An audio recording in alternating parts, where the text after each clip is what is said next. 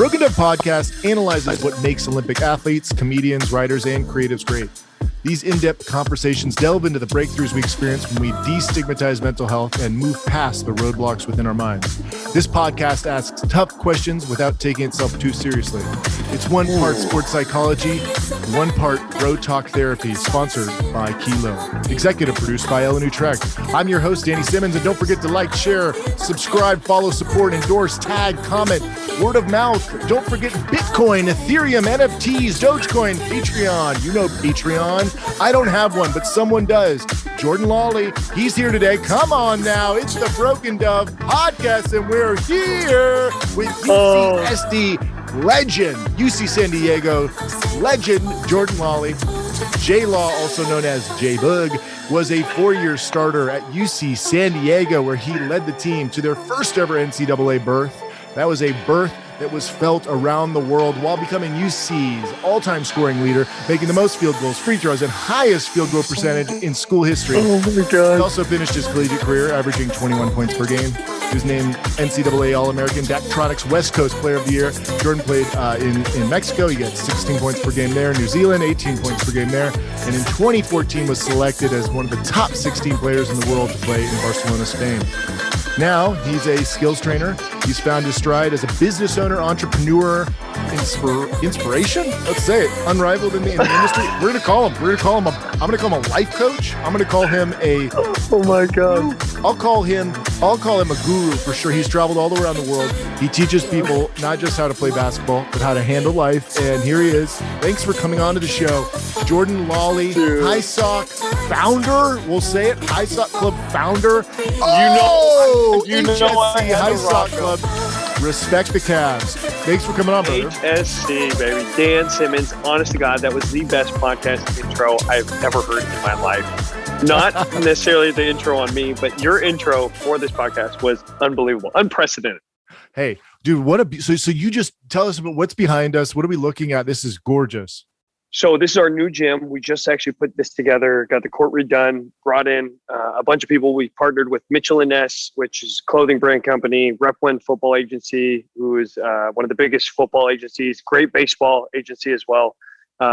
Sanford Medical, which is a huge company out of the health industry. So they do our strength conditioning, our rehab. And then we have a golf academy. So in our facility, we have a professional golf academy with full simulator, with undulated greens, and pretty much a one-stop shop where you can come here, train, have a good time, enjoy your company, get better at whatever you want to, whatever sport you want. We have a batting cage for guys like Dan Simmons, who are absolute sticks on the mound. Practice your swing as well, because I know you need that. Yes. So it's a lot of great things under one roof. So to help our athletes achieve success. That's amazing. So what's a day in the life like for you? Obviously, you have content, you're teaching, you're training. Tell us a little bit about that if you can. So day in the life now has changed a ton. I have 2 young ones with another on the way. So I allocate a lot of my workload off to my employees, the people that I have hiring, doing my content creation, doing my editing, doing my training sessions with a lot of the groups. So what I'll do is I'll allocate about 3 to 4 hours of actual on-court work, whether it be professionals for an hour and 15 minutes, then an amateur group. So I'm able to see kind of quantitatively more players under, for a shorter span of time. And then I'll always allocate around 45 minutes to film content, which is a huge, huge part of our market in today's day and age. So whether it be evergreen content that we create to promote for sales, online sales, or just online content to push across TikTok and Instagram and YouTube. So content is a big driving force in our industry today. So we have to allocate a good chunk of time toward it. That's amazing. I got to say, your content is major key. It's really good. I mean, obviously, and thanks for taking your time out of the day to answer some questions. Now, obviously, you're not just a content guy. I've seen the shot. I've seen you dunk in the flesh. I've seen you dunk, I believe, on people, but maybe it wasn't. I don't. Memory is a We'll say blur. it was. Yeah, we'll say it was two hands. It was, I mean, it was the full Monty. So I respect anybody who can throw it down. Come on, that's all that really matters. Like, that's why we love the dunk contest. That's why we like basketball. Yep. The dunk, the alley-oop, baby. So tell us. Let's just get right into it. Tell us about the Tesla story. You know, the tumor, obviously, and how you overcame that mentally. Like, that's such an inspiring part, and it's part of, you know, who you are as a person now. Oh yeah, it's a big part of who I am now. So in 2018, I actually got in a car accident on the freeway, driving in the carpool lane, and some person went over a double white lines and sideswiped me as I was driving past them, and ended up spinning around 12 times. It felt like 12 times, but I ended up hitting 12 cars in the process. Spun around a few times and had to crawl out the back of my car, but ended up walking away from it. My knees were kind of banged up, so it was about like a couple days later. I asked my doctor, and you know, if I can get an MRI on my knees. I actually asked my lawyer for the car accident if I had my knees, because I could barely like move around on the court. So it was affecting my job productivity. And sure enough, I went to go into my MRI. And as I was getting ready to get into the tube, like, okay, so just to let you know, the MRI is going to go from the top of the head to the middle of your chest. I was like, well, not really a doctor or anything, but that's a lot of real estate, you know, between my neck and my knees. Like, you sure it's going to reach down there? And they were like, oh, no, your lawyer and doctor wanted it for your upper neck. And I was like, oh, maybe they're doing this, you know, for the case or something, or maybe, you know, they saw something on, you know, my chiropractor visit. I don't know. Whatever. We'll just do it, and I'll schedule the other one for another time. And I'm very loose structure and fluid, just like you, Dan. Like, when it comes to just give, you know, these kind of things, just go with the flow, like whatever. Yeah. So it wasn't until a couple weeks, like about 5-6 days later, when I was doing a chiropractor visit, where they were like, oh yeah, we got your results for the MRI. And I was like, okay, whatever. I'm sure it's just a little bit, you know, messed up. And they said nothing about the tumor at that point. So it wasn't until like another week after that where I went in for my next, you know, chiropractor visit, and they were the woman who was the practitioner on me. She got my results. She got my paper out, my MRI results, and she was like, this was different from the beginning, from the first one. And she was like, actually, it says that you have like a 3 centimeter, you know, 3-point-something centimeter mass, like attached to your cerebellum, like near your brain stem. It's actually impeding your brain stem. Like, it's probably nothing, but you might want to get that looked at. And at the time, I actually had a swollen lymph node, and I was sick, and I was like, no, it's probably that. Like, I'm just trying to write everything. I'm just trying to write off anything. You know, just getting swollen nodes. You know, you're just a cold brew, and you're like, no, you have a 3.5 centimeter mass in your brain, not a cold brew. So like, wow. So we ended up. Long story short, we ended up finally going in to get a brain MRI, and they found out that it was an acoustic neuroma, and it's a benign tumor. So thank God it was non-cancerous, but based off its location, it could have left me paralyzed had I not taken care of it at a time, because it was pushing against my brain stem.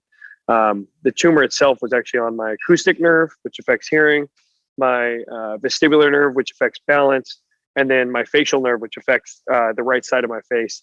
So they let me know, like, hey, this is something that's extremely serious. We need a rush to get it, you know, to get it out. And so I had to do that. She's like, but just let you know, like, you're going to be deaf in the right ear. Like, you're going to have possibly lose like any motion or ability in your right side of your face. And then your balance is going to be like a geriatric for the rest of your life, if it does get any better. So I was like, you know what, F it. We found it. Like, let's do this. Like, thank God. Like, it's a God thing. And we take it one step further. I never really asked my sister-in-law, like, who she worked for, but come to find out, like, after we brought it up to my family, that she works for one of the top neurosurgeons in the country, whose father literally wrote the procedure on how to extract acoustic neuromas. So it was like, that's a flex. Super flex, bro. So it was this like complete God thing on how all of these pieces kind of pushed together. And, you know, this crazy situation, this uncommon situation, just literally was able to take form and unfold. And we ended up having the surgery, and Everything was solid. Actually, the hardest part on the recovery was the fact that when I woke up, my left glute was dead. So there's a portion, like probably say like 2 golf balls, like maybe a little bit smaller than a baseball, dead muscle tissue in my glute because of how long I was on the surgeon's table for 12 hours and they couldn't move me. So like I got off of that like gurney, got out of the operating room, and my left butt cheek looked like Nicki Minaj and my right butt cheek just looked like pancake.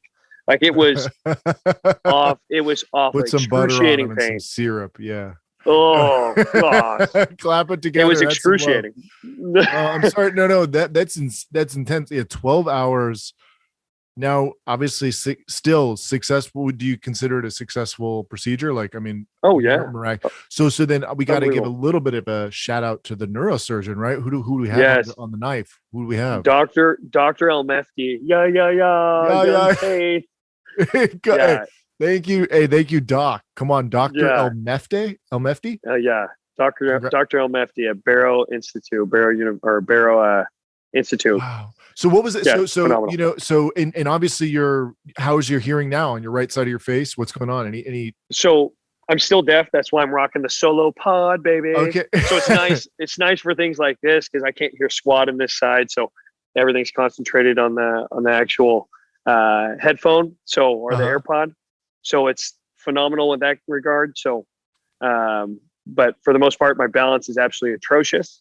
So I can make do with the little things like little cues, and being an athlete, Dan, like all it takes is that focus and determination to get a little bit of it back. However, spotting like targets is extremely difficult. So if I'm like moving around, it feels like I'm inebriated, like I'm drunk 24/7. Like I'm really slow to like track things. So being on the court and moving difficult because it'll take me a ton of time, and it's mostly muscle memory to shoot the basketball.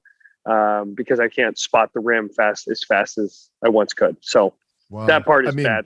But you might be able to get that back, right? I mean, because you kind of are already a miracle in of itself. Let's boom. Yeah, we'll put that up there in the universe. Like it's definitely getting better. Nice. And as long as I take time on myself and focus on trying to develop it, then I can overcome it for sure. But you're still, one thing is you look great. Most importantly, I mean, obviously you can be flopping around. Most important, you still got those sweet blues. Come on, and those dimples. You didn't lose that. So that's a damn good thing. Still tall. Come on. I flop. I'm the most uncoordinated human ever. That's why I'm a pitcher. So it's all good. It's fine to be, welcome to the club. You're now gangly. Okay. You used to be able to dunk like no problem. Now, okay, you're good. You're going to be okay. That's it. But I mean, what a story, dude. You're a living proof. I mean, also you lead by example. I'm curious, when you enter the gym, do you have any rituals? Like, a lot of the athletes talk about flow state, meditative state to your exercise. Do you do any of those kind of things, and what are they, and how do they help you get into the meditative state? Yeah. Praying for me is a big one. So I do that on my car ride into work. Typically, for a day like this, you were my prayer. So we, got on the phone, and got on this podcast while I was on the car. So while I was in my car. So, but that's always a good time for me to get into the right space. And so that way I can be my best with my clients. Now, when we get on the court with the clients, like that's a thing in itself. And that's something that I want to make sure that, is so important and understood by a lot of young athletes is your confidence in your preparation going into whatever it is you're trying to accomplish is so freaking important. Your mental space and clarity is something that you need to take more time on than just, the physical skill concepts or whatever components of your sport, especially in today's day and age where, there's so many people are dealing with, mental hardships and a lot of things that are going on across our society's means. And it's just really important for people to focus on. Yeah. And so like, kind of talking about that, we have like a second chance, like Stop the Stigma section of the pod, which is, where we talk about the mental game of life, mental game of sport. Obviously basketball is a mental game. How have you been challenged, and how does the mental health play a role in sports today, and obviously basketball and what you're teaching? Yeah. Well, I think like from a life perspective, my challenge was definitely the surgery. And that was a huge of like hurdle to overcome from a mental perspective, not necessarily like the physical things. Like I think as an athlete, it's one of our blessings is we can take an athletic approach to a lot of the things that we're suffering from in real life, or in life outside of our sport. So I knew from a physical perspective, like I was going to be okay. I was going to be able to overcome a lot of those physical deficiencies. But from a mental perspective, like you don't really think like, okay, it's not just about, you know, how this affects me. Like my wife took a toll. She was actually pregnant with our second child, like during my surgery. And there was a lot of things that I never really took into consideration until I was going through it, where, you know, I had to realize like, okay, the best way for us to succeed through this, you know, hard time is to have a dialogue first, to make sure we air out everything that we're feeling, air out our emotions, air out, you know, try to clear our heads with anything that might be detrimental or, you know, to our family's growth. And that was a huge step in the right direction, and something that's super important. And, you know, I know there's a lot of outlets today, social media, you know, text, call, you can literally be in contact with anybody that you haven't seen in 10 years, like you, Dan. But, you know, like it's really important that you take it one step further and always have that physical engagement, that, you know, being able to express yourself vocally about how you feel. Cool, man. Hey, so that's great. That was our second chance spot. We're going to finish with the rapid fire. This is quick. This is as quick as you can go. It's like getting the ball. You got 9 shots and you got to shoot them with a quick release. Okay. So we have quick release. And, all right. As fast as you can. Lakers or Golden State Warriors? Golden State Warriors. Technique or speed? Technique. Clippers or Lakers? Lakers. John Wooden or Phil Jackson? John Wooden, the GOAT. I know, it's easy, right? Favorite warm-up song? Oh, Fireman by Lil Wayne. Yeah. Burger or hot dog? Burger. Pizza or pasta? Pizza. Come on. Okay. Tequila or mezcal? Mezcal. Okay. And what's your post-weight training meal? Favorite one or beverage? Oh, Islands back at UCSD. Oh, pipeline. Yeah, I would get the pipeline with the endless fries. Dude, so thanks for coming on. I know you got a oneer. This is the Broken Up Podcast. We had Jordan Lawley on the pod. Thanks for coming out, brother. Do you want to throw some shout outs, some plugs, some plug downies? Yeah. Well, first off, shout out to you for all the success that you've been having, man. I'm so thankful to call you a friend, and a distant one at that, but come on, one of those guys that I can literally pick up the phone and we pick up right where we left off. So I really appreciate your time and your willingness to have me on the podcast. Dude, isn't this great, bro? I mean, you come on, let's say it.